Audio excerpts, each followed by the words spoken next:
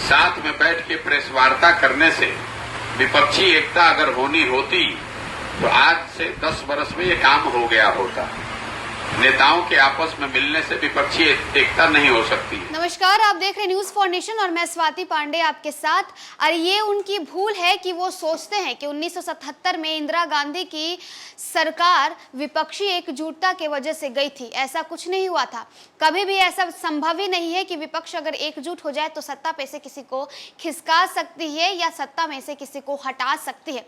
बता दें कि ये सारी बातें जो हैं वो बिहार के चुनावी रणनीतिकार प्रशांत किशोर की है। प्रशांत किशोर अपने जन सुराज पदयात्रा में है, जिसके तहत वो बिहार के अलग अलग जिलों में घूम रहे हैं, अलग अलग गांव में, अलग अलग प्रखंडों में भ्रमण कर रहे हैं, लोगों से मुखातिब होते हैं, बिहार सरकार की नीतियों पर सवाल खड़े करते नजर आते हैं। और ऐसे में बीते दिनों बिहार की राजधानी पटना में विपक्ष की एक बड़ी मीटिंग बुलाई गई थी, जिसकी अगवानी और जिसकी जो मेजबानी है वो बिहार के मुख्यमंत्री नीतीश कुमार ने की। इस पर लगातार चौतरफा हमला भी नीतीश कुमार के ऊपर होते दिख रहा है। जहां एक तरफ बीजेपी नीतीश कुमार की इस विपक्षी एकजुटता पर कसते नजर आ रही है, तो अब प्रशांत किशोर ने भी इस पर जोरदार हमला बोला है। उन्होंने कहा है कि साल 2019 के लोकसभा चुनाव में बिहार में कांग्रेस को मात्र 10 सीटें ही मिली थी।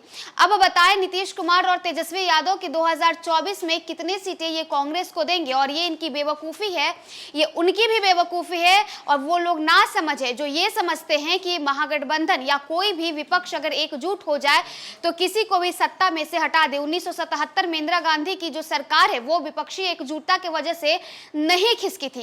क्या कुछ कह रहे प्रशांत किशोर, किस तरह से उन्होंने नीतीश कुमार की विपक्षी एकजुटता की मुहिम पर निशाना साधा है। इतना ही नहीं, कांग्रेस की सीटों को लेकर के भी तेजस्वी यादव और नीतीश कुमार से सवाल पूछा है। क्या कुछ कहना है प्रशांत किशोर का, पूरी बातों को सुनते हैं। 1977 में बहुत लोग ये बताते हैं कि सारे दल एक हो गए तो इंदिरा जी हार गए।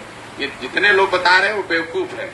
भाई 77 में पहले जेपी का आंदोलन, नव निर्माण आंदोलन हुआ, जेपी ने आंदोलन किया, जेपी का चेहरा था, इमरजेंसी लागू हुआ, वो सब हुआ, उसके बाद दल एक साथ में आए।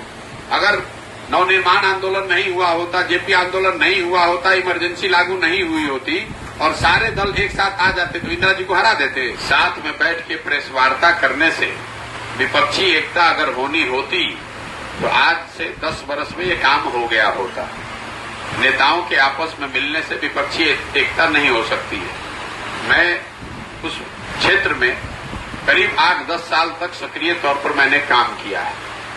इसका कोई मतलब नहीं है। ममता बनर्जी से आप मिले, ममता बनर्जी ने एक स्टेटमेंट जारी किया, आपने एक स्टेटमेंट जारी किया, उससे जनता पर क्या असर पड़ा, उससे लोगों पर क्या असर पड़ा। ऐसा तो है नहीं कि ममता बनर्जी ने कह दिया कि कांग्रेस को वो वेस्ट बंगाल में लड़ने के लिए जगह दे देंगी। कांग्रेस ने ये कहा नहीं कि भाई हम वेस्ट बंगाल छोड़ देंगे ममता बनर्जी के भरोसे। तो नीतीश कुमार जो विपक्षी एकता की बात कर रहे हैं तो कम से कम बिहार का ही फॉर्मूला जारी कर दे कि बिहार में जदयू कितना सीट लड़ेगा, कांग्रेस कितनी सीट लड़ेगी और आरजेडी और उनके अन्य जो 4 सहयोगी दल हैं जो अभी सरकार में हैं, सीपीआई, सीपीआईएम और सीपीआईएमएल कितने सीट लड़ेंगे। बिहार का ये फॉर्मूला अगर आप जारी कर दीजिए, उसके बाद दूसरे राज्य में जाइएगा तो कोई आपको गंभीरता से लेगा। देखिए, विपक्षी एकता में होता ये है कि हर आदमी ये कहता है कि मैं अपनी ताकत पे लड़ूंगा, दूसरे को कहता है कि आप आपस में मिल जाइए। तो नीतीश कुमार को अगर आप कहिएगा कि अपना सीट छोड़कर यहाँ सीपीआईएमएल को जोड़ दीजिए, सीपीआईएमएल का स्ट्राइक रेट नीतीश कुमार से ज्यादा रहा है। नीतीश कुमार की पार्टी 100 सीट लड़के 110 सीट लड़के 42 एमएलए जीती है, सीपीआईएमएल 17 लड़के 12 जीता है। उस हिसाब से सीपीआईएमएल को ज्यादा एमपी में सीट मिलना चाहिए। तो नीतीश कुमार अपना सीट छोड़ देंगे। विपक्षी एकता के लिए जाकर बात तब बनेगी ना जब आप में खुद सेक्रीफाइस करने की क्षमता हो। तो यहाँ पर तेजस्वी यादव क्या कह रहे हैं कि ये हम लोगों के लिए छोड़ दीजिए।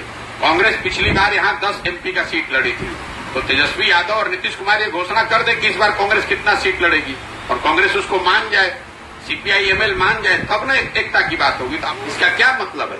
इसका कोई मतलब नहीं है। मुझे भी इन चीजों का थोड़ा बहुत अनुभव है। नीतीश कुमार इतना नहीं है, लेकिन अपना घर जिसका ठिकाना नहीं है वो आदमी पूरे दुनिया में घूमेगा तो उसका ना बाहर होगा ना घर का बचेगा। बिहार में अपनी चिंता नहीं कर रहे हैं। ममता बनर्जी ने कहाँ कह दिया कि आप नीतीश कुमार जी आप विपक्षी एकता का काम कीजिए, संयोजन कीजिए। प्रधानमंत्री का चेहरा और विपक्ष का चेहरा तो बड़ी बात है। ये भी किसी नेता ने अभी तक कहा कि नीतीश जी इस काम का करेंगे। आप तो स्वयं अपने आप को आपने बैठा लिया है, और ऐसे कई लोग घूम रहे हैं। टीआरएस अपने स्तर पर प्रयास कर रहा है, ममता बनर्जी अपने स्तर पर प्रयास कर रही हैं, एमके स्टालिन ने अपने स्तर पर प्रयास किया है, सब लोग प्रयास कर रहे हैं। एकता सिर्फ नेताओं के बैठने से नहीं होती है। एकता होने के लिए जरूरी है कि विचारधारा के स्तर पर बात हो, नैरेटिव हो, चेहरा हो, आंदोलन हो, जमीन पर काम हो, तब न एकता होगी।